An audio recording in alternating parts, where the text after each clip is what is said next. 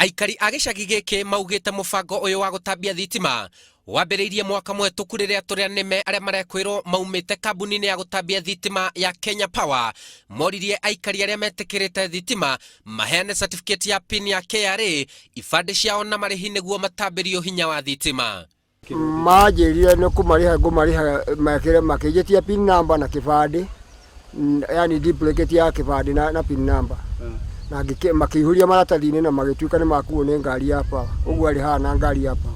Na rĩu ona ngari iria maroka gũtinia nacio imwe tũrona tarĩ cihana iria ciokĩte na namba no cio ũrĩa nyamba ciandĩkagwo. Rĩu ona ithuĩ twĩna hasira njũru taki rore mbia rĩngĩ wakombire mũndũ gwatuĩka nĩ contract mwene contract no ũrathiĩ kũrĩha mbeca icio na ngĩmũrĩha 50,000. Niĩ ngĩtio ngiri 8 he metagia 10 he metagia 6 ithuĩ tũgĩkĩmane mbeca na magĩtwĩkĩrĩra wega na magĩtwĩra rĩu ũrĩa tũrĩrĩhaga na thimũ. Mũmbunge wa Kikuyu Kimani Ichung'wa ũrĩa ũtigithũkanirie ngucanio ĩyo nĩorĩtie aruti wĩra a kambuni ya gũtambia thitima mambe marugamie mibango yao ya gũtambia thitima gĩcigo-inĩ kĩu. Kama iko mtu nimeambiwa kuna watu kadhaa wamewekewa stima na haina mita. Ni kweli? Hizo zote kama umewekewa stima na haina mita hiyo lazima hizi. Si ndio?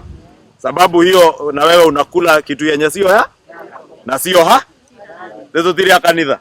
Ofitha munene wa ũgitĩri wa kambuni ya gũtambia thitima George Mbogo augĩte waya na mita iria ihũthĩkĩte gũtambia thitima gĩcagi-inĩ kĩu irerĩkana ciiyĩtwo kuma thitima ĩrĩa ĩkoragwo ĩtambĩtio mabarabara-inĩ. Kwa hivyo wahakikishe kwamba maafisa ambao wanakutana nao wako na kitambulisho halali na ile staff ID card, na tulipatiwa majina, pengine pia tukaonyeshwa wengine manyumbani kwao. Tunawafuatilia ili tuwashike, lakini hadi sasa tumeshika mmoja na hivi sasa tunavyoongea leo alipelekwa kotini. Makiria ma mita 40 cia thitima nĩ ciambĩtie kũhorio o rĩrĩ mũbango ũyũ ũbangĩirwo gũthiĩ na mbere bũrũri-inĩ. Ũhoro ũyũ nĩ thutha wa President Uhuru Kenyatta kũrugũria mũbango wa gũtambia thitima gĩcagi-inĩ kĩu. Ngĩribotera Inooro TV, njĩtagwo Simon Kife.